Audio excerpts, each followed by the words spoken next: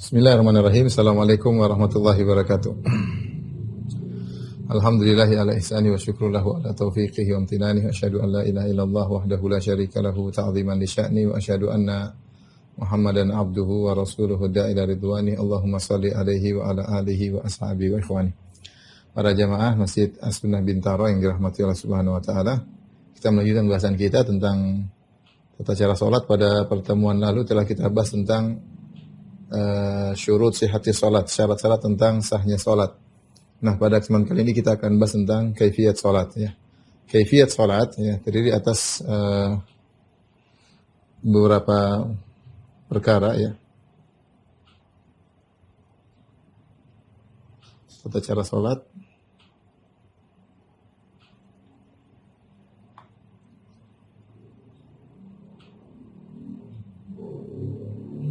Ada tiga hal yang kita bicarakan tentang kaifiyah salat. Yang pertama adalah tentang jumlah rakaat, tentunya sudah pada tahu semuanya ya, jumlah rakaat. Kemudian diantaranya adalah rukun-rukun salat, termasuk dalamnya di kewajiban salat, dan juga ada sunnah-sunnah salat ya.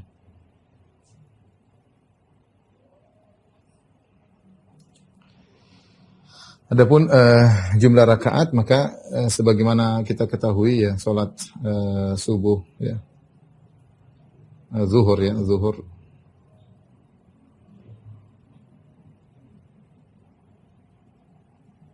zuhur 4 rakaat.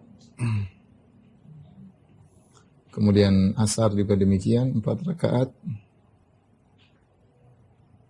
Kemudian maghrib 3 rakaat. Kemudian isya ya ada 4 rakaat, dan subuh tentunya ya ada 2 rakaat ya. Dengan kaifiyat yang telah diajarkan oleh malaikat Jibril kepada Nabi sallallahu alaihi wasallam ketika di Mekah, kemudian mengalami perubahan ketika Nabi sallallahu alaihi wasallam sampai di Madinah ya. Awal kali salat ajarkan oleh Jibril adalah salat zuhur, tapi zuhurnya 2 rakaat, asarnya juga 2 rakaat, isyanya juga 2 rakaat. Kemudian setelah Nabi berhijrah ke kota Madinah, maka kemudian terjadi perubahan, zuhur 4 rakaat, asar 4 rakaat, maghrib 3 rakaat, isya 4 rakaat, subuh 2 rakaat. Ini semuanya tidak ada yang tahu kenapa 4, kenapa 3, kenapa 2 ya. Tidak dijelaskan oleh Nabi SAW jumlah tersebut, apa sebabnya. Kita tinggal menjalankan ya apa yang diajarkan oleh Nabi Shallallahu Alaihi Wasallam, dan kita tahu bahwasanya dalam sehari semalam kewajiban salat 5 waktu adalah kewajiban salat adalah 5 waktu. Taib, kemudian yang kedua yang akan kita bahas adalah tentang rukun-rukun salat.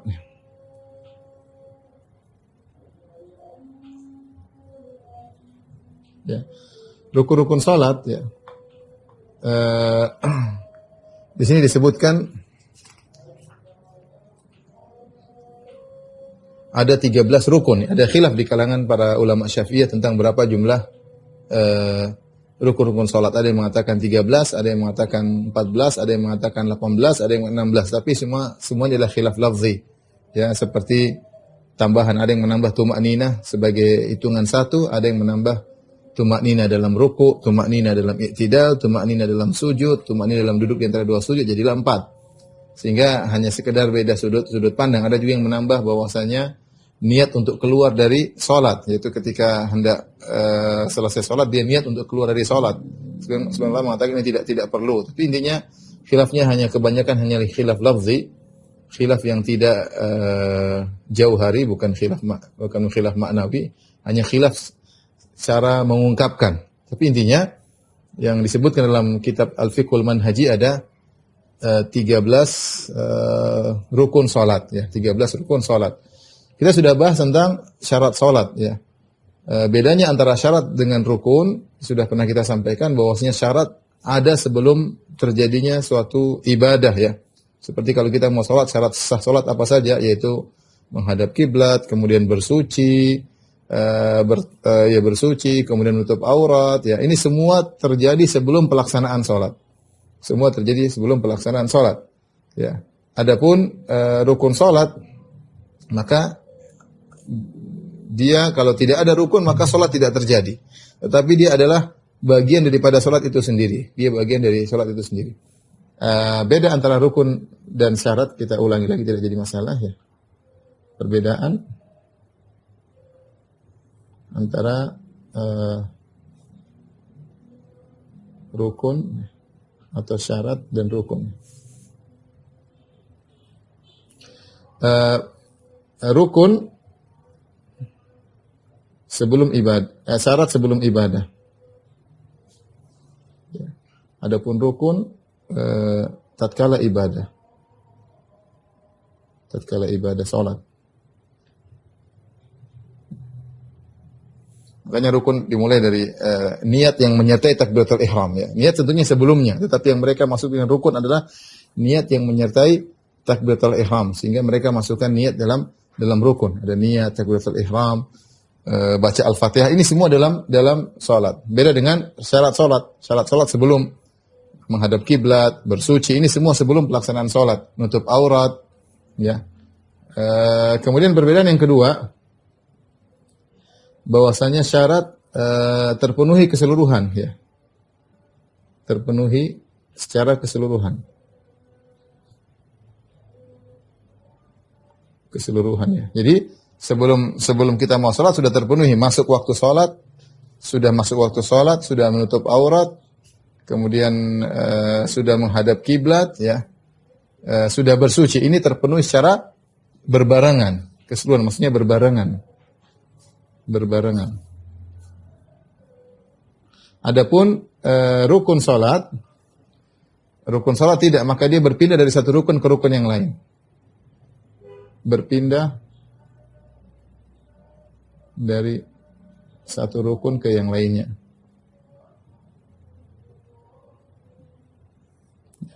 Dari takbiratul ihram, kemudian baca Al-Fatihah, kemudian ruku, kemudian i'tidal, jadi berpindah. Ini semua rukun salat, berpindah satu dari satu kepada yang lainnya. Yang lainnya. Inilah perbedaan antara rukun salat dengan syarat salat. Nah, rukun-rukun salat tadi sudah kita sebutkan ada menurut penulis Fiqhul Manhaji ada 13 ya. 13 rukun salat. Adapun sunnah-sunnah salat tentu sangat banyak. Baik, ini kita akan bahas satu persatu insyaallah taala. Tolong.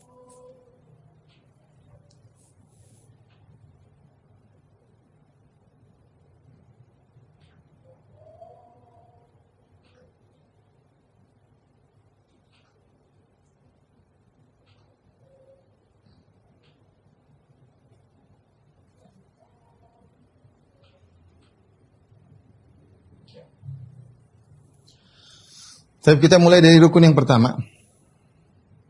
Yang pertama adalah niat ya.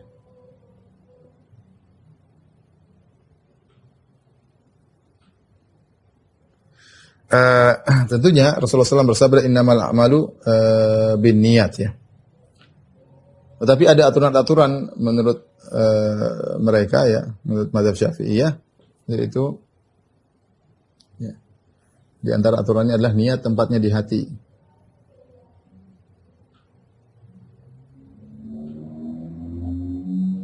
Ini tempatnya di hati ya. Kemudian di sini dia katakan ya, wala yushtarat tahrikul lisan biha. Perhatikan ya. Tidak disyaratkan menggerakkan lisan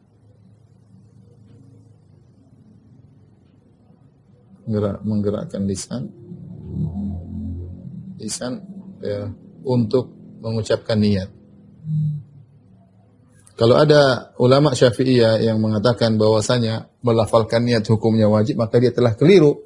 Dijelaskan oleh para ulama yang lain, ulama Syafi'iyah. Jadi niat tidak harus diucapkan, Tetapi mereka mengatakan bahwasanya melafalkan niat ya bukan menjahar ya, beda. Beda dengan perhatikan melafalkan bukan menjahar. Menjahar itu apa? Menjahar itu mengeraskan. Jadi menurut mereka melafalkan niat dianjurkan. Melafalkan niat dianjurkan. Untuk apa? Untuk mengkokohkan apa yang di hati, ya. Untuk mengkokohkan apa yang di hati. Ini maksud mereka adalah baik, ya. Karena kita tahu di hati berbagai macam isi hati, sehingga mereka mengatakan untuk sholat kita berniat isinya di hati, tapi dianjurkan untuk melafalkan. Melafalkan misalnya sholli fardhu dhuhri arba'a rakaat. Tidak perlu keras-keras sholli fardhu dhuhri arba'a rakaat, ini tidak dianjurkan. Yang dia cuma menggerakkan lafal hanya untuk mengkokohkan apa yang di hati. Tentu ini masalah khilafiyah di kalangan para ulama. Saya sudah sering menyampaikan dan saya lebih cenderung bahwasanya melafalkan niat tidak disyariatkan, ya, karena tidak pernah dicontohkan oleh Nabi sallallahu alaihi wasallam, tidak pernah dicontohkan oleh para sahabat, meskipun sahabat jumlahnya ribuan dan para sahabat juga ada orang Badui, ya. Mereka berbagai macam-macam, ada yang mu'alaf, ada yang baru masuk Islam dengan berbagai macam strata pendidikan maupun asal muasal. Namun Rasulullah SAW tidak pernah menganjurkan untuk melafalkan niat meskipun sekalipun. Dan Rasulullah tidak pernah mencontohkan dari sekian ribu salat Nabi SAW, Nabi tidak pernah melafalkan niat sekalipun. Dan kita tahu Rasulullah SAW bersabda, wa khairul huda huda Muhammadin sallallahu alaihi wasallam. Sebaik-baik petunjuk adalah petunjuk Nabi SAW. Kita katakan sebaik-baik salat adalah salat Nabi SAW. Sehingga melafalkan niat tidak ada dalam hadis-hadis Nabi, baik hadis sahih, demikian hadis dhaif juga ada, hadis palsu pun tidak ada, ya. Tapi kita menjelaskan sudut pandang dari mazhab Syafi'i bahwasanya mereka tidak mengatakan melafalkan niat adalah disunnahkan, artinya ada dalilnya dari sunnah, karena enggak ada dalilnya memang. Tapi mereka mengatakan yustahabbu, dianjurkan, ya. Dianjurkan dalam rangka untuk mengkokohkan apa yang di hati. Nah, apa yang di hati ini pun mereka perbincangkan ulama Syafi'iyah. Apa yang harus dimasukkan dalam hati mengenai niat, ya. Ada beberapa poin seperti yang di hati ini apa aja, misalnya sebagai makmum atau imam misalnya. Kemudian juga misalnya jenis sholatnya apa. Yang paling penting. Ini disebutkan dalam apa? Dalam niat. Misalnya qadha atau ada, ya. Misalnya qadha atau ada, ya. Mereka ada khilaf. Contoh seperti mustaqbilal qiblah, apakah harus diniatkan? Ada yang mengatakan tidak perlu. Itu enggak perlu kita bilang mustaqbilal qiblah, sudah kita menghadap kiblat. Yang inti membedakan antara jenis salat satu dengan lain, yang penting antum makmum atau imam, antum salatnya salat apa, di qadha atau ada. Qadha atau ada. Ya, adapun salat zuhur 4 rakaat, ya. Jumlah rakaat perlu disebut atau tidak, kemudian menghadap kiblat, ya. Nah, ini perkara-perkara yang mereka perbincangkan. Ada yang mengatakan tidak perlu dilafalkan dalam hati, ada yang mengatakan perlu. Wallahu a'lam bishawab. Tapi inilah mazhab Syafi'i yang perlu saya ingatkan kepada kawan-kawan bahwasanya mazhab Syafi'iyah tidak menganjurkan untuk menjaharkan niat, ya. Tidak dianjurkan untuk menjaharkan. Ini tidak, ya. Tidak menjaharkan niat. Yang ada cuma melafalkan di lisan untuk mengkokohkan apa yang ada di hati, ya. Kemudian mereka mengatakan juga di antara perkara yang berkaitan dengan niat bahwasanya niat salat ini harus berbarengan dengan takbiratul ihram. Dengan takbiratul ihram. Tidak boleh sebelumnya,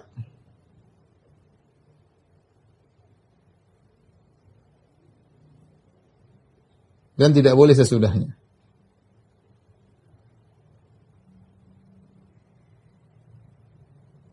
Harus berbarengan dengan takbiratul ihram, ya. Beliau mengatakan di sini para penulis Fiqhul Manhaji, wala budda li sihhatiha, syarat untuk sah niat an taqtarina bi takbiratul ihram, harus bergandengan dengan takbiratul ihram. Bagaimana caranya? Bihaitsu yakunu qalbuhu muntabihan asna at-talaffuz bi takbir ila qasdi salat. Ketika dia mengucapkan Allahu Akbar, jadi hatinya harus hadir bahwasanya dia hendak salat.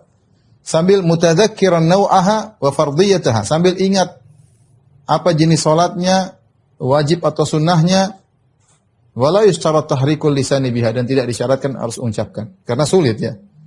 Jadi sebenarnya kalau orang sebelum salat menurut mazhab Syafi'i kan niat enggak boleh sebelumnya dan tidak boleh setelahnya. Tapi ketika sedang apa? Sedang takbiratul ihram. Karena kalau usolli fardhu dhuhri 4 rakaat itu semuanya sebelum takbiratul ihram. Hanya muqaddimah. Ya. Itu tidak dianggap. Yang dianggap oleh mazhab Syafi'i tatkala iktiran bi takbiratul, tatkala bergandengan dengan takbiratul. Karena menurut mereka niat adalah rukun, dan rukun adalah bagian daripada mahiyatus salat. Rukun adalah bagian daripada salat itu sendiri.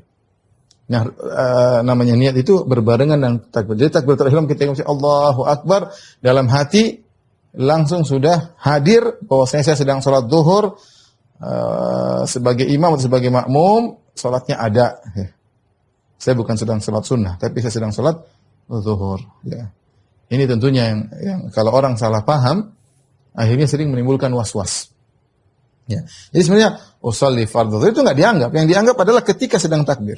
Karena tidak boleh sebelumnya dan tidak boleh sesudah niat. Ya, kalau sudah Allahu Akbar baru niat ini saya mau salat zuhur, enggak sah. Karena niatnya setelah takbiratul ihram. Kalau niat juga saya mau salat zuhur, tapi kemudian ketika mau takbir bingung maksud apa ya? Tidak sah. Niat itu harus hadir ketika kita sedang takbiratul ihram.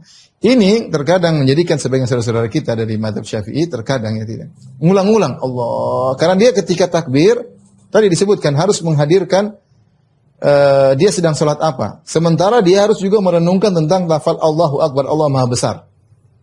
Ini agak sulit menggandingkan antara keduanya. Tidak mungkin dia bertakbir sambil mengucapkan usolli, mustahil. Jadi mustahil. Jadi usolli sebelum salat itu hanya muqaddimah saja sebenarnya. Sehingga diharapkan ketika dia mengucapkan usolli fardhu dhuhri 4 rakaatin mustaqbilal kiblati adaan ma'muman lillahi ta'ala, niat itu terbawa ketika dia bertakbir Allahu Akbar, masih terbawa di hatinya. Sambil dia merenungkan keagungan Allah, ini agak sulit. Ya, karena di sini disebutkan dia bertakbir sambil hatinya muntabih, sehatinya hadir. Nah, hati ini tidak bisa kita bagi-bagi. Kita mau bagi mikirkan salat apa, sementara kita harus memikirkan Allahu Akbar, Allah Maha Besar. Ya. Sebenarnya tidak perlu demikian, Allah alam bisar. Yang penting kita ketika kita sudah meniatkan sebelum salat, niat itu masih hadir. Sementara kita bilang Allahu Akbar, kita harus fokus kepada takbir tersebut. Hati kita mungkin sedang tidak memikirkan lagi tentang salat apa, berapa rakaat, gabungkan dua-duanya agak sulit. Ini yang kadang-kadang sebagian teman-teman kita, Allah, dia ulangi lagi. Allah, dia ulangi lagi. Ya. Padahal kalau kita lihat bagaimana Nabi, para sahabat, orang Badui, mereka langsung sholat di Allahu Akbar. Ya, niat sudah ada. Ketika dia takbir, dia fokus pada lafal Allahu Akbar.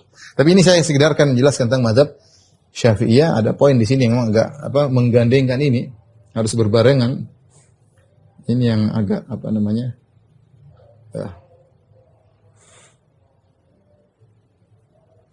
berbarengan di sini. Ya. Antara takbiratul ihram dengan niat menghadirkan dalam hati kita sedang sholat apa. Ya, tapi inilah mazhab Syafi'i yang disebutkan di sini. Baik, kita lanjut yang kedua tentang niat ya.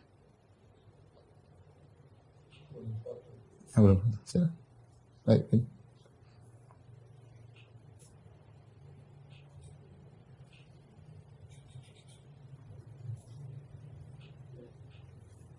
Berikutnya, yang kedua adalah berdiri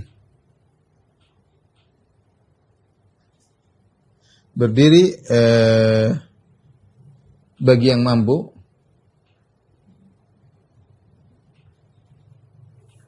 dalam salat fardu. Perhatikan, berdiri bagi yang mampu, al-qiyamah al-qudrah fi salatil mafruḍah, dalam salat fardu. Di sini ada dijelaskan bagi yang mampu. Artinya apa? Jika tidak mampu, ya. Jika tidak mampu maka tidak wajib.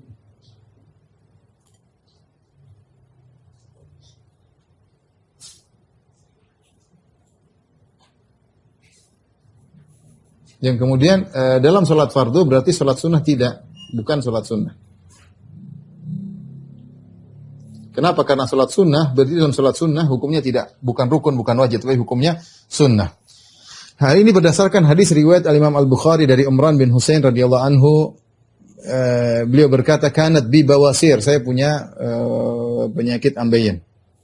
Fasa'altu Rasulullah sallallahu alaihi wasallam anis salat, maka aku bertanya kepada Nabi tentang salat. Faqala shalli qa'iman, maka Nabi berkata salatlah berdiri. Fa illam tastati' fa qa'idan, jika kau tidak mampu maka salat dalam kondisi duduk. Fa illam tastati' fa ala jam, kalau kau tidak mampu lagi maka salatlah dalam kondisi tidur. Ini kita tahu penyakit bawasir, penyakit ambeien bukan penyakit yang ringan, ini penyakit menyakitkan, maksudnya mengganggu. Sehingga Nabi memberikan beberapa kemungkinan. Kalau kau mampu berdiri maka wajib berdiri. Tapi kalau bawasirnya parah tidak mampu ya silakan duduk. Kalau bawasirnya parah lagi tidak mampu kau salat duduk maka silakan salat dengan berbaring. Ya, maksudnya seorang bukan berarti maksa diri sampai dia gemetar karena nahan sakit di bawasirnya, di anusnya. Tidak juga ya, ya wajar. Kalau tidak mampu ya duduk. Kalau tidak mampu lagi berbaring. Tapi intinya tetap aja salat ya. Jadi maka ini yang disebut dengan rukun yang kedua, berdiri bagi yang mampu ya. Apa yang disebut dengan berdiri? Perhatikan sini. Syarat berdiri.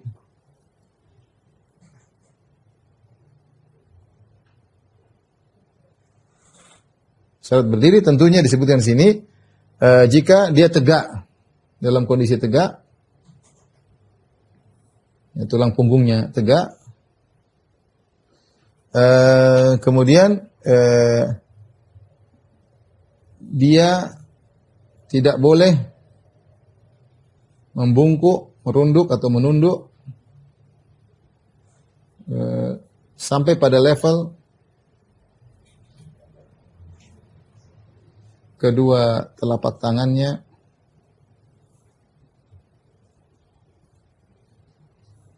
memegang lutut. Ini nggak boleh. Jadi kalau ada orang berdiri sholat, kemudian dia agak tunduk santai begini, agak tunduk, sampai tangannya bisa mengenai lutut, berarti itu dia sholatnya tidak sah karena dia tidak berdiri. Ya. Contoh saya berdiri ini. Ya. Kalau seorang berdiri, ini kan berdiri ya. Kemudian dia agak tunduk begini. Nah ini namanya dia ditunduk di mana tangannya sampai kepada lututnya, berarti dia sudah berubah dalam posisi ruko. Berarti ini bukan berdiri lagi. Tapi kalau dia hanya nunduk sedikit saja, ini masih dianggap berdiri menurut ulama Syafi'iyah. Nunduk sedikit. Kapan dianggap dia sudah tidak berdiri? Jika posisinya sudah berubah kepada posisi ruko. Posisi ruko itu kapan? Ketika dua telapak tangannya mengenai, kalau diturunkan sudah mengenai ruko, lutut, itu namanya sudah ruko. Berarti dia sudah tidak berdiri lagi. Ya. Jadi itu syaratnya dalam kondisi tegak, ya, tidak boleh menunduk sampai pada level kedua telapak tangannya memegang lutut. Kapan kedua telapak tangannya sampai pada lutut berarti dia sudah ruku dan batal salatnya.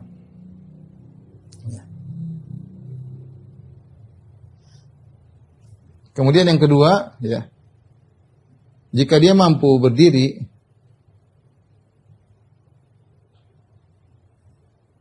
pada sebagian kondisi salat,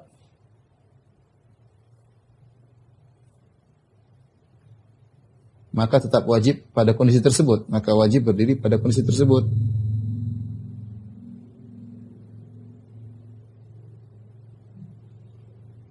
Misalnya dia mampu berdiri pada rakaat pertama, rakaat kedua. Rakaat kedua nggak mampu lagi dia sakit. Sehingga dia harus duduk, maka tidak jadi masalah. Tapi kalau sejak awal dia mau berdiri, tapi dia sengaja duduk sejak rakaat pertama, maka tidak sah. Kapan dia mampu berdiri, dia berdiri. Kapan tidak mampu, maka silakan duduk. Bukan berarti maksakan berdiri sampai goyang-goyang. Enggak, artinya yang wajar. Dia enggak mampu ya dari pertama ya silakan duduk. Tapi kalau dia bisa mampu berdiri rakaat pertama, rakaat kedua santai, rakaat ketiganya berat dia mau duduk, maka enggak apa-apa. Artinya pada kondisi dia mau berdiri, pada kondisi dia mampu berdiri tidak boleh duduk ya. Adapun salat sunnah tadi saya katakan, kalau tidak salat sunnah maka berdiri adalah hukumnya sunnah, tidak wajib. Sebagaimana Nabi SAW terkadang salat malam dalam kondisi duduk. Ketika beliau mau rukuk baru beliau berdiri. Jadi boleh kita salat sunnah langsung meskipun kita mampu, meskipun kita enggak sakit, meskipun kita enggak capek, pengin salat malam duduk boleh ya. Pengin salat sunnah yang lain ya. Salat qabliyah, salat ba'diyah dalam kondisi duduk boleh, enggak ada masalah. Salat witir dalam kondisi duduk boleh, salat duha dalam kondisi duduk boleh. Tetapi kalau kita enggak ada halangan, kemudian kita salat sunnah dalam kondisi duduk, maka pahalanya setengah. Rasulullah SAW bersabda, "Man shalla qa'iman fahuwa afdal, wa man shalla qa'idan falahu nisfu ajril qa'im." Siapa yang salat dalam kondisi berdiri maka lebih afdal, siapa yang salat dalam kondisi duduk maka pahalanya setengah, ya. Maka pahalanya setengah dari pahala orang yang sholat berdiri. Ya, ini adalah rukun kedua, berdiri bagi yang mampu dalam sholat fardu. Tapi yang ketiga,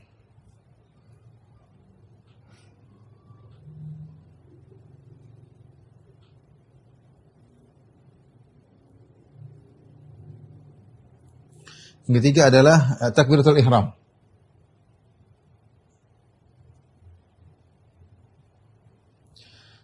Ihram artinya adalah pengharaman. Ini artinya secara bahasa artinya pengharaman. Kenapa dikatakan pengharaman? Karena dengan kita takbir tersebut, kita sudah masuk dalam sholat sehingga banyak perkara-perkara yang halal jadi haram. Contohnya sebelum sholat kita makan, sebelum sholat kita menghadap selain kiblat, sebelum sholat kita mungkin buka aurat kalau kita sendirian.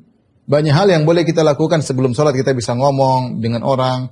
Ketika kita mengatakan Allahu Akbar, ini takbir menjadikan kita haram untuk melakukan itu semua. Makanya disebut dengan takbiratul ihram. Dalam hadis kata Rasulullah SAW, miftahu salati at-tuhur. Pembuka salat adalah bersuci. Wa tahrimuha takbir. Pengharam salat adalah takbir. Yaitu masuknya kalian dalam salat namanya takbir. Wa tahliluha taslim. Dan penghalalnya adalah taslim. Jadi salat itu dibuka dengan takbiratul ihram dan diakhiri dengan taslim. Ya, ini saya sering sampaikan logika seperti logika kita berihram. Kalau kita berihram untuk umrah, ada kita mulai ihram, kita bilang labbaik Allahumma umrah. Sejak kita mengucapkan labbaik Allahumma umrah, yang tadinya halal jadi haram. Tidak boleh nyentuh tidak boleh bermesraan dengan istri, tidak boleh berucap kata-kata yang menimbulkan syahwat, tidak boleh pakai minyak wangi, tidak boleh pakai tutup kepala, tidak boleh pakai baju yang membentuk anggota tubuh, dan seperti itu. Banyak hal yang tadinya halal jadi haram. Dan itu berlaku terus sampai terjadi tahallul. Kapan tahallul? Kalau kita sudah tawaf, sa'i, cukur rambut, yang tadinya haram jadi halal lagi. Jadi saya ulangi, ini logikanya seperti kita berihram. Apa berihram? Ihram itu pengharaman. Kita masuk dalam menusuk umrah, dalam ibadah umrah, dengan mengatakan labbaik Allahumma umrah, maka kita masuk dalam ihram. Yang tadinya halal, jadi haram. Kapan jadi halal lagi? Kalau kita sudah cukur rambut, maka jadi halal kembali. Nah, sama seperti sholat. Sebelum sholat, kita masih boleh makan, masih boleh ngobrol sama orang, masih boleh tidak bersuci, masih boleh tidak menghadap kiblat. Ketika mengatakan Allahu Akbar, semua tadi sudah menjadi haram. Kapan jadi halal lagi? Kalau kita bilang Assalamualaikum warahmatullah, jadi halal. Yang tadinya haram jadi halal lagi. Makanya dikatakan takbiratul ihram. Dan definisi sholat adalah ibadah yang dibuka dengan takbiratul ihram, ditutup dengan, diakhiri dengan taslim, dengan salam. Nah, bagaimana cara takbiratul ihram? Caranya adalah dengan mengucapkan Allahu Akbar. Harus Allahu Akbar, ya. Allahu Akbar. Bahasa Arab, ya. Jadi Allahu Akbar.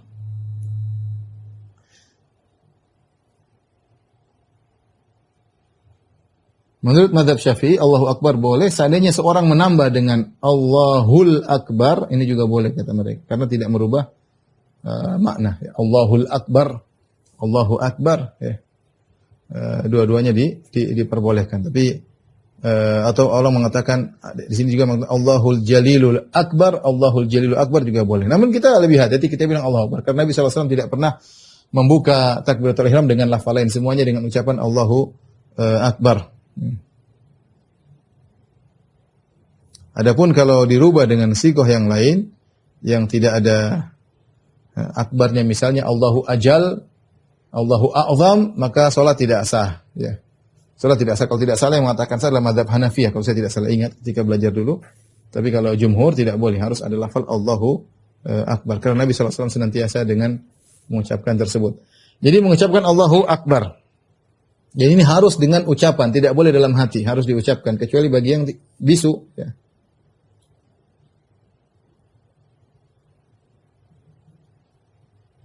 Harus diucapkan. Sebagian disebutkan oleh Imam Syafi'i rahimahullah ta'ala, adapun at-takbir la yujizu illa bin nutq, harus diucapkan. Yang kedua, harus diucapkan, penting ini, harus diucapkan seluruh lafalnya dalam kondisi berdiri. Lafalnya, maksudnya lafal Allahu Akbar, dalam kondisi berdiri. Seandainya dia ucapkan Allahu Akbar, Allahunya berdiri, akbarnya dalam kondisi ruku tidak sah. Ini terutama hati-hati kepada orang yang masbuk. Dia dapati imam dalam kondisi ruku, dia langsung Allahu Akbar. Ketika barnya langsung ruku tidak sah. Jadi harus Allahu Akbar berdiri Allahu Akbar, baru dia ruku. Baru dia ruku. Dia bilang Allahu Akbar takbir intiqal atau dia tidak bilang Allahu Akbar langsung ruku, enggak ada masalah. Tapi ketika dia takbir masuk sholat, dia harus takbirnya dalam kondisi berdiri. Allahu Akbar. Jangan sambil ruku, Allahu Akbar, ini tidak sah. Karena takbiratul ihram harus diucapkan dalam kondisi berdiri. Kemudian juga dalam kondisi menghadap kiblat. Dan menghadap kiblat.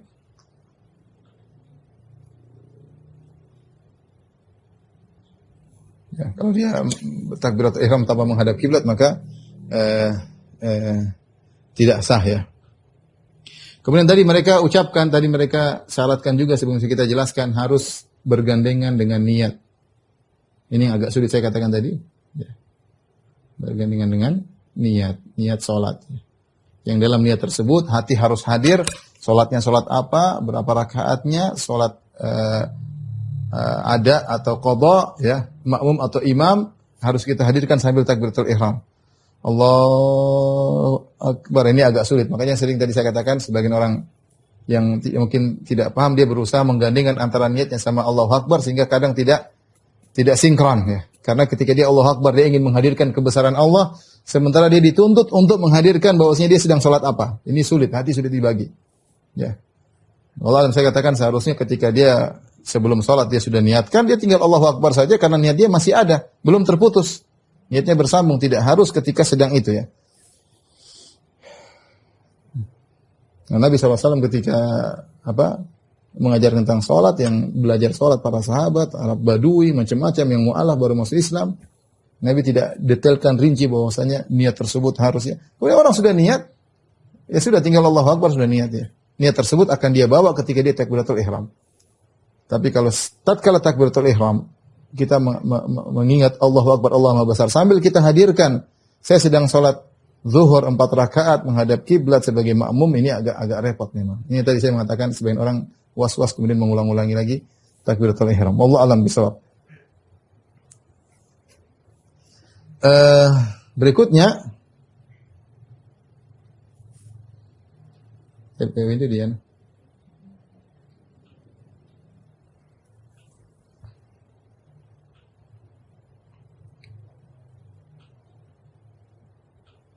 Udah.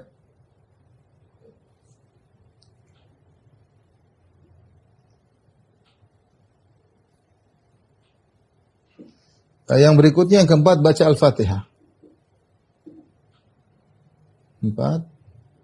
Qiraat Al-Fatihah, membaca Al-Fatihah.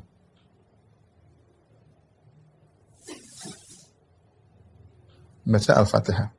Ada beberapa perkara yang diperhatikan dalam masalah Al-Fatihah menurut mazhab Syafi'i. Menurut Syafi'iyah, Bismillah termasuk Al-Fatihah. Bismillahirrahmanirrahim. Yaitu Bismillahirrahmanirrahim. Adalah ayat pertama Al-Fatihah. Sehingga wajib untuk dibaca. Ini termasuk rukun salat. Baca Al-Fatihah tidak boleh tanpa Bismillah. Harus pakai Bismillahirrahmanirrahim. Ini berbeda dengan pendapat sebagian ulama seperti mazhab Malikiyah yang mengatakan Bismillahirrahmanirrahim bukan bagian daripada Al-Fatihah. Ini pendapat yang cukup kuat karena mereka berdalil dengan hadis Abu Hurairah yang di mana Nabi sallallahu alaihi wasallam menyampaikan hadis qudsi, Allah berfirman, qasamtu salat nisfain. Kata Allah, aku bagi Al-Fatihah menjadi dua bagian ya. Ya. 2 bagian, sebagian untuk hambaku ya. Kata Allah mengatakan wa idza qala abdi alhamdulillahirabbil alamin. Jika hambaku berkata alhamdulillahirabbil alamin, Allah berkata hamidani abdi, Allah hambaku mujiku. Wa idza qala arrahmanir rahim, maka hambaku berkata asna alayya abdi. Allah berkata hambaku telah menyanjungku. Wa idza qala maliki yaumiddin, maka Allah berkata, "Majjadani abdi." Hambaku telah mengagungkan aku. Di sini Allah mengatakan ayat pertama jika hambaku berkata alhamdulillahirabbil alamin. Ini pendapat yang kuat ya, bahwasanya bismillah tidak termasuk dari Al-Fatihah. Dari dua sisi. Pertama dari sisi hadis tadi, hadis dalam Sahih Muslim, sangat jelas bahwasanya Al-Fatihah dimulai daripada alhamdulillahirabbil alamin. Kemudian dari sisi kedua, bismillahirrahmanirrahim sudah ada ar-rahmanir-rahim, diulang lagi bismillahirrahmanirrahim. Alhamdulillahirabbil alamin ar-rahmanir-rahim ya. Dan itu bukan kebiasaan surat ini dimulai kalau dia termasuk ayat berarti ar-rahmanir-rahim terulang dua kali ya. Padahal dia tahu padat surat-surat Allah Subhanahu wa taala padat. Yang kemudian yang ketiga ya, bahwasanya para ulama khilaf tentang bismillah termasuk Al-Fatihah atau bukan ya. Padahal kalau dia termasuk Al-Fatihah maka tentunya akan diriwayatkan secara mutawatir dan tidak ada khilaf. Tapi ketika ada khilaf ini indikasi bahwasanya bismillahirrahmanirrahim bukan termasuk Al-Fatihah. Tapi intinya lebih hati-hati kita baca, dan ini mazhab Syafi'iyah. Ulama Syafi'iyah bahwasanya bismillahirrahmanirrahim harus dibaca. Siapa yang salat Allahu Akbar, alhamdulillahirabbil alamin tidak baca bismillah, salat tidak sah. Jadi harus baca bismillah, entah sir entah jahar. Ya. Dan rata-rata alhamdulillah para imam baca bismillah, termasuk di Masjid Nabawi, Masjidil Haram, mereka baca bismillah meskipun sir. Bismillahirrahmanirrahim. Baru alhamdulillahnya mereka jaharkan. Ya, jadi mereka baca cuma disirkan. Nah, kalau mazhab Malikiyah tidak baca bismillah juga sah. Allahu Akbar, alhamdulillahirabbil alamin arrahmanirrahim. Bagi mereka tidak perlu. Karena menurut mereka bismillah bukan ayat pertama Al-Fatihah. Kita menurut mazhab Syafi'iyah, bismillah adalah ayat pertama dari Al-Fatihah. Ya, tentu dengan dalilnya ada khilaf masalah ini. Kemudian yang berikutnya,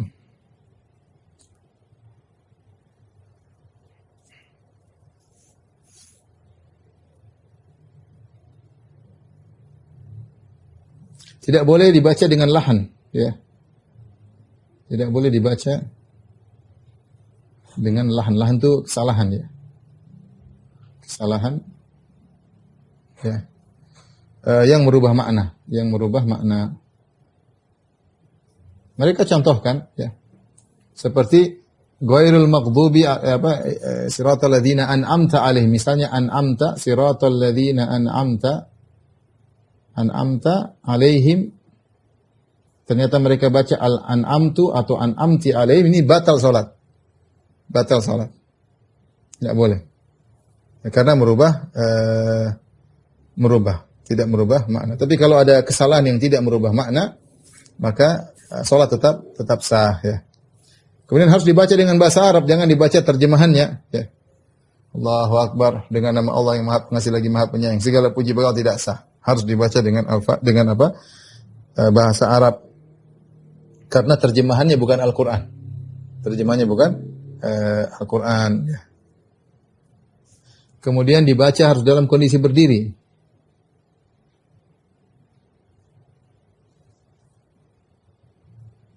Tidak boleh sebagiannya dibaca dalam kondisi berdiri, sebagiannya dalam kondisi mau rukuk, tidak boleh.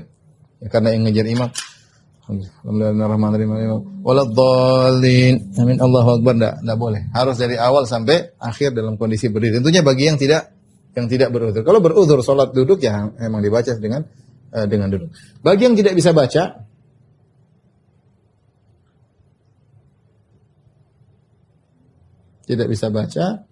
maka solusinya bagaimana?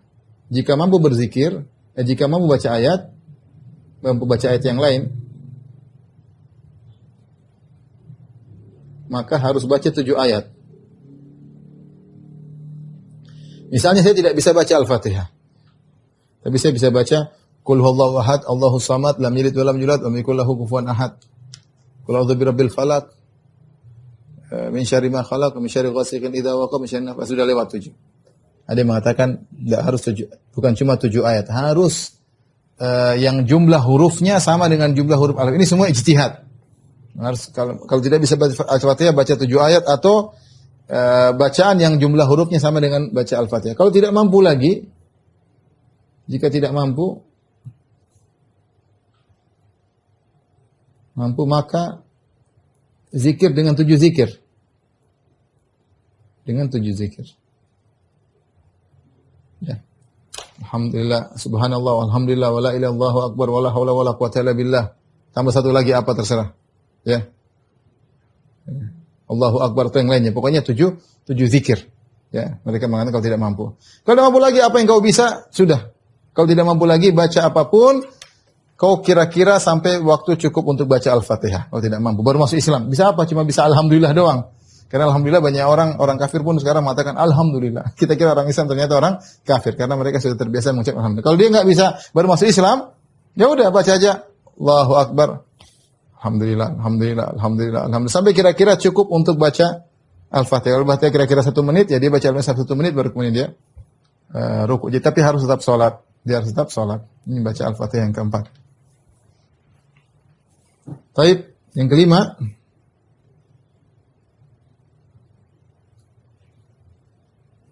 Adalah ruku. Ruku tadi sudah kita jelaskan pengertiannya secara definisi. Ya, definisinya adalah kondisi di mana inhina, yaitu kondisi turun, ya, menunduk hingga telapak tangan mengenai kedua lutut, hingga kedua telapak tangan bisa mengenai kedua lutut. Jadi seandainya seorang rukuknya cuma miring begini, ternyata yang sampai di lututnya cuma jari-jarinya, ini lutut cuma begini, ini tidak seharus sampai begini. Baru dikatakan dia rukuk, meskipun tidak lurus begini ya.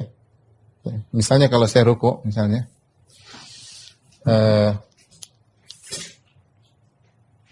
saya rukuk begini misalnya, ini sudah sah disebut rukuk. Padahal punggung saya tidak lurus, tapi ini sudah dikatakan rukuk. Tentunya yang sempurna kalau dia turun lagi. Tapi kalau dia begini saja, yang penting kedua tangannya sudah mengenai lutut ini, ya maka sudah sah rukuknya,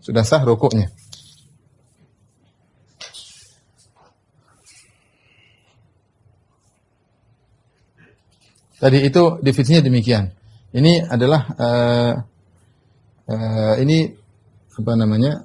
Rukuk minimal ya. Rukuk minimal yang penting sah.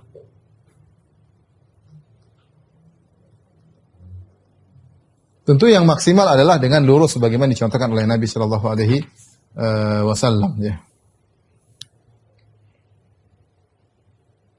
Dalilnya apa? Dalam dari hadis Abu Humaid As-Sa'idi radhiyallahu anhu tentang sifat salat Nabi Shallallahu Alaihi Wasallam. Wa idza raka'a amkana yadayhi min rukbatayhi. Adapun Nabi kalau dia rukuk maka dia memungkinkan mengkokohkan kedua tangannya pada kedua lututnya. Itu namanya definisi rukuk seperti itu. Ya kalau bisa lurus seperti ini itu yang terbaik. Tapi kalau nggak bisa agak bengkok sedikit, yang penting kedua tangan sampai pada kedua lutut maka sudah sah. Ya. Kemudian syarat berikutnya tentunya adalah tumak ninah. Ya. Tumak ninah itu tenang. Tenang yaitu ketika dia sudah dalam kondisi miring dia tenang. Minimal ukuran baca 1 tasbih.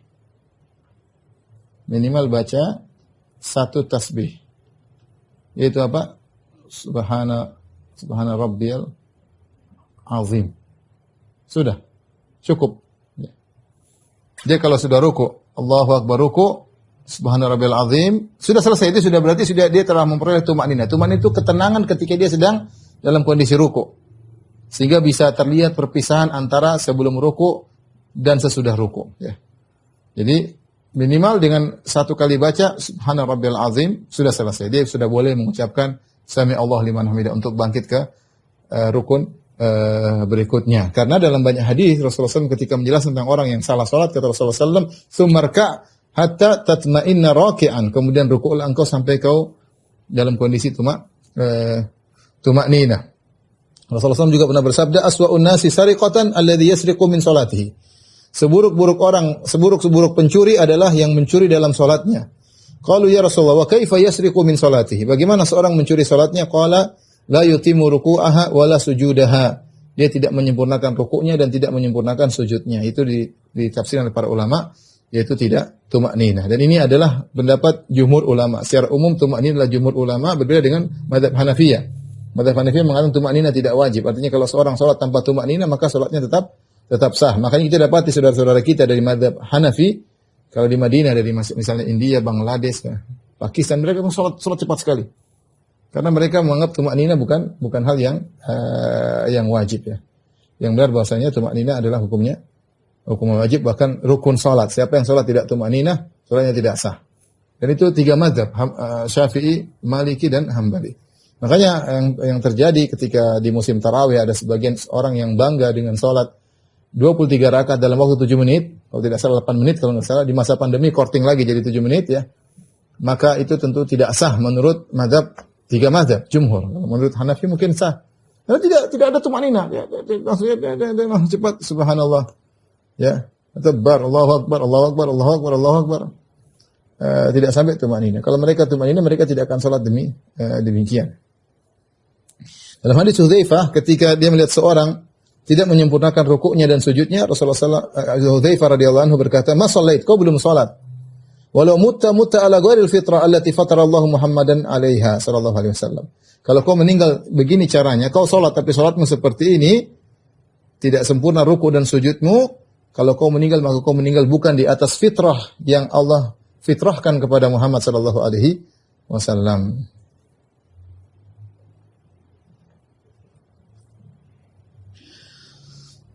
Baik. Ini kita bicara rukun ya, rukun. Rukun cukup kemudian seukuran mengucapkan subhan rabbil azim ya. Ya, rukun. Adapun tidak harus 2 atau 3 ya, itu nanti masalah sunnah-sunnah salat. Kemudian yang berikutnya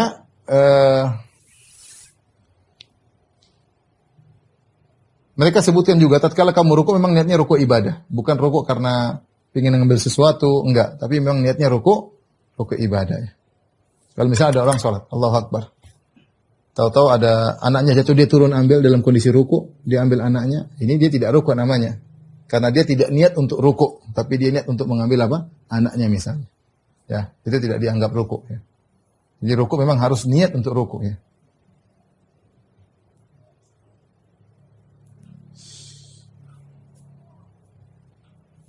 Yaitu ketika rukuk niatnya hanya untuk rukuk.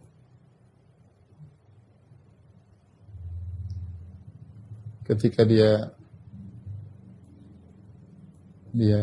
tunduk atau menunduk, tidak ada niatnya selain untuk rukuk.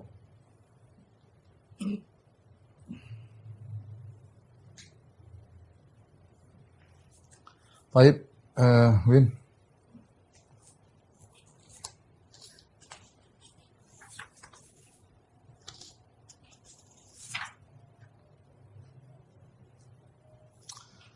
Kita bisa lanjutkan.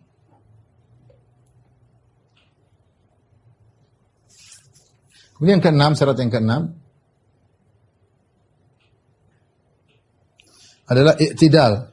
I'tidal. Kalau kita bilang apa? Lurus tegak setelah ruku'. I'tidal adalah tegak setelah ruku'.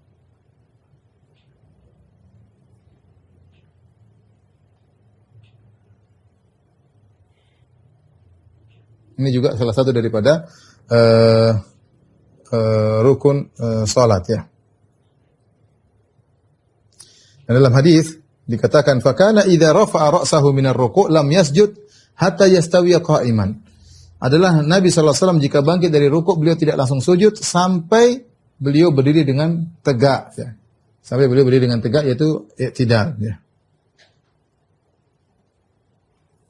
Di antara syarat-syaratnya yaitu hendaknya dia tidak i'tidal ya, dengan tujuan yang lain. Memang tujuannya ketika bangkit dari rukuk adalah untuk i'tidal.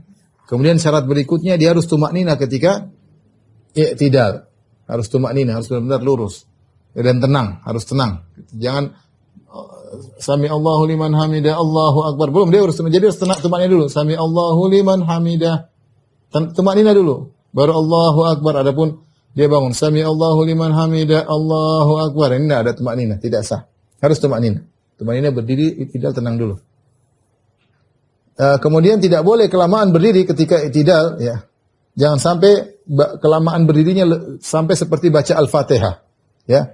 Karena i'tidal adalah rukun yang pendek, hanya untuk menjadi perantara antara rukuk dan sujud. Sebelum sujud bangun dulu untuk siap-siap sujud. Sehingga i'tidal itu tidak boleh panjang-panjang. Tidak boleh melebihi membaca kadar waktu membaca surat Al-Fatihah. Ya. Kemudian di antaranya mungkin yang terakhir karena waktu, kita lanjutkan lagi insyaallah ke depan. Yang ketujuh, sujud. Ya. Sujud 2 kali setiap rakaat.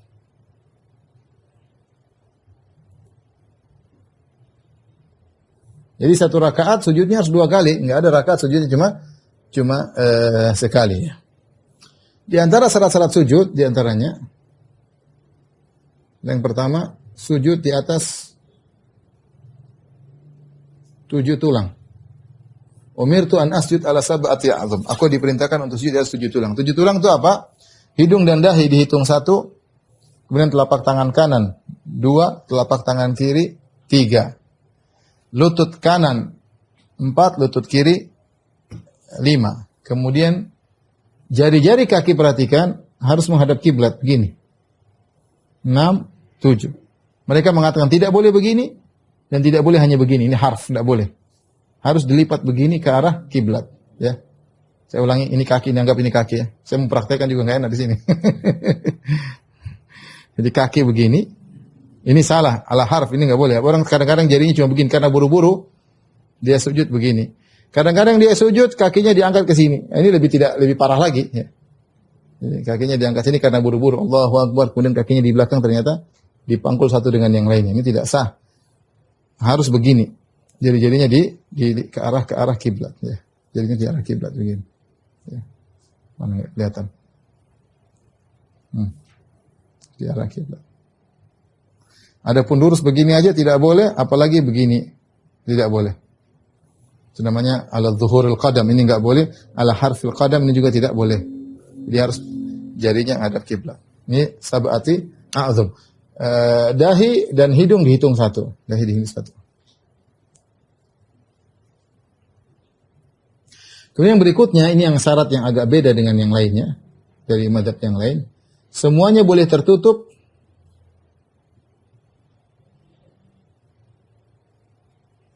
kecuali dahi.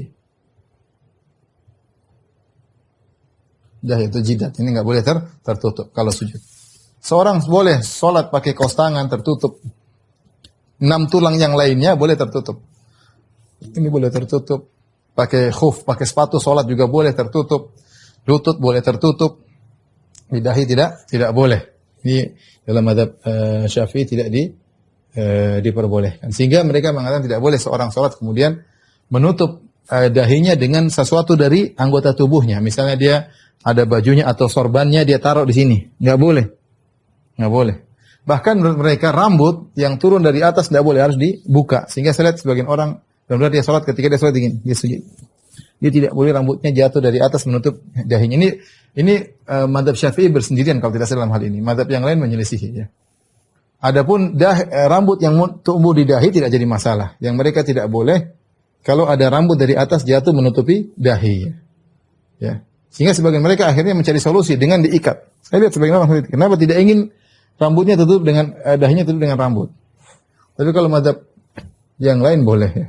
Ini tentu pembahasannya panjang dari mereka tapi kita ngerti kalau ada orang dari teman-teman kita, saudara kita yang salat kemudian saya pernah lihat orang itu setiap salat dia begini. Jadi ada gaya baru ketika mau sujud. Dia gini dulu, baru dia gini. Setiap gini lagi. Ya. Dia kebetulan tidak pakai songkok. Kalau dia pakai songkok selesai. Songkok tinggal gini selesai, ini kan kebuka. Ya.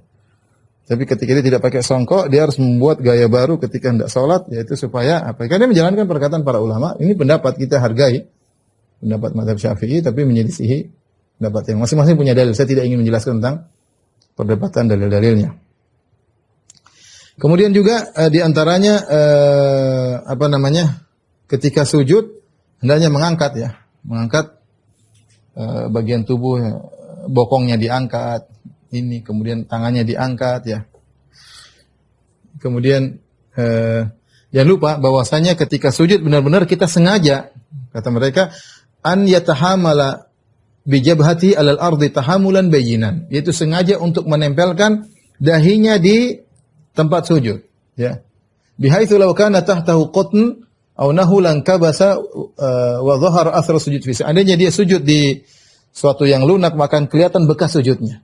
Jadi jangan dia cuma begini kemudian kepalanya cuma nempel, tidak ada tekanan, harus ditekan.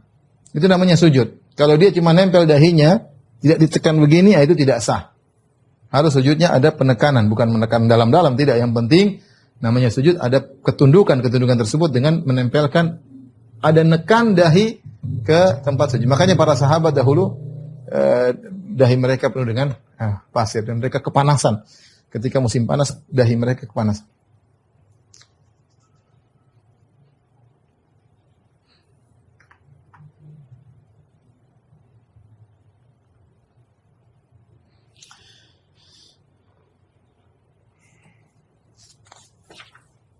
Tapi kita lanjutkan secara singkat, insyaallah. Selanjutnya yang ke-8, ya.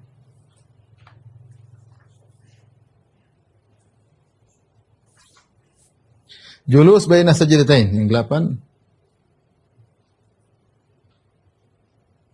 Duduk di antara dua sujud.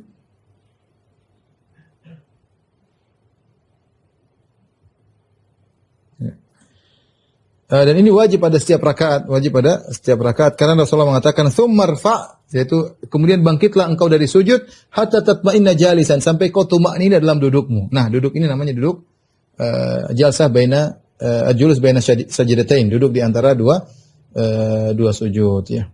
Diingatkan oleh mazhab Syafi'iyah, niatnya harus pertama niat memang untuk duduk di antara dua sujud, kemudian harus tumaknina tadi hatta tatma'inna jalisan, sampai kau duduk dalam kondisi tumaknina. Jadi Allahu Akbar, tumaknina dulu. Ya, ucapkan Rabbi ghfirli. Allahu Akbar, sujud lagi, baru berdiri, ya. Dan tumakninanya kadar membaca satu tasbih. Bukan kita baca tasbih, tapi kadar kita duduk dalam kondisi membaca satu tasbih. Satu tasbih itu maksudnya subhana rabbiyal a'la atau subhana rabbiyal azim, ya. Itu sudah cukup. Tidak terlalu banyak kadarnya, itu sudah. Jadi cuma sekedar yang penting tenang sebentar, sekedar membaca satu tasbih. Kemudian yang ke-9 adalah duduk akhir, ya.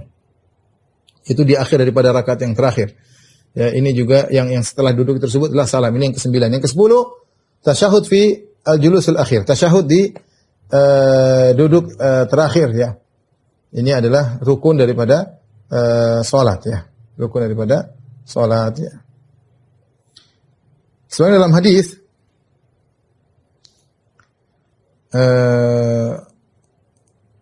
kemudian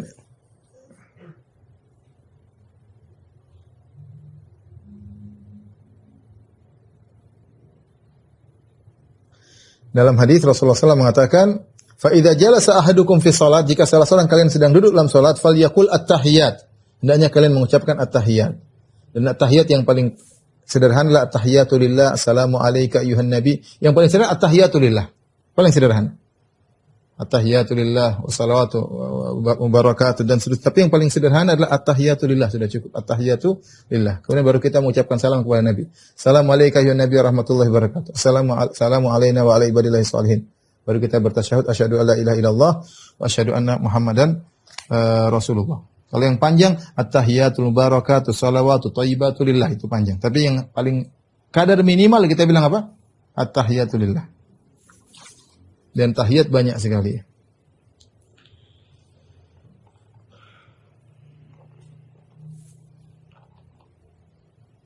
Kemudian yang ke-11 adalah salawat kepada Nabi SAW setelah tasyahud akhir. Ini rukun yang ke-11.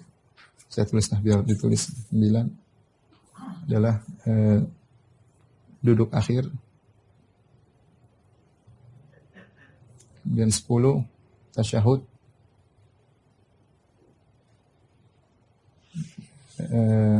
Pada duduk akhir, ya. Jadi at-tahiyatulillah, kemudian kita bertasyahud assalamualaikum warahmatullahi wabarakatuh, assalamualaikum warahmatullahi wabarakatuh, asyhadu an la ilaha illallah wa asyhadu anna muhammadar rasulullah. Ini adalah rukun salat. Kemudian yang 11 adalah salawat kepada Nabi. Ingat, yang rukun salat hanyalah salawat kepada Nabi tasyahud akhir. Adapun tasyahud awal ada khilaf, ada yang mengatakan sunnah, ada yang mengatakan tidak dianjurkan. Saya sendiri condong pada tidak dianjurkan, tapi yang kita bicara adalah sholawat pada Nabi pada duduk akhir setelah tasyahud akhir.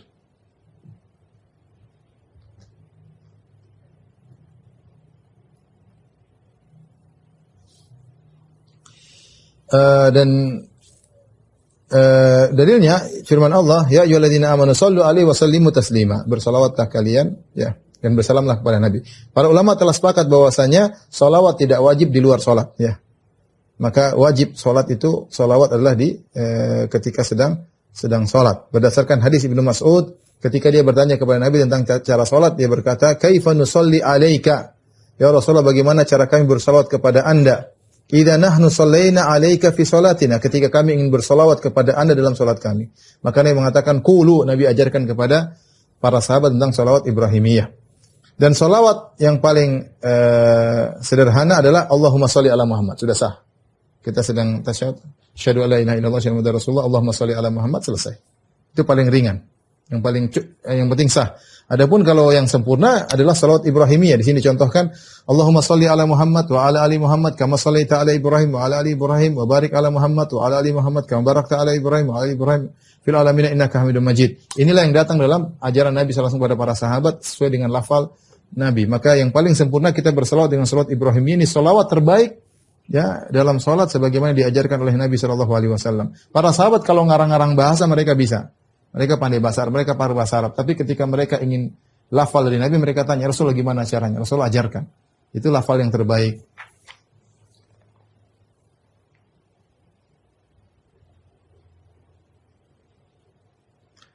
Kemudian yang ke-12 itu salam pertama.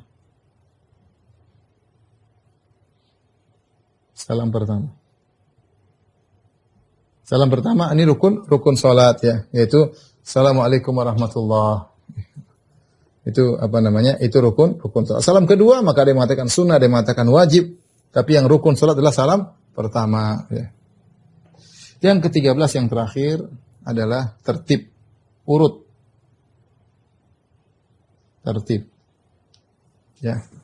Nah, sesuai dengan yang diajarkan oleh Rasulullah sallallahu alaihi wasallam. Tidak boleh sujud baru rukuk, rukuk dulu baru sujud ya. Rukuk i'tidal baru sujud, tidak boleh kau bolak-balik. Ini ikhwan dan akhwat yang rahmati Allah Subhanahu wa taala sebagian dari kaifiyat salat. Insyaallah kita akan lanjutkan pertemuan berikut tentang sunnah-sunnah salat ya, sunnah-sunnah salat. Wallahu a'lam bishawab. Selesai pengajian kita, insyaallah kita lanjutkan pekan depan. Wabillahi taufiq wal hidayah. Assalamualaikum warahmatullahi wabarakatuh.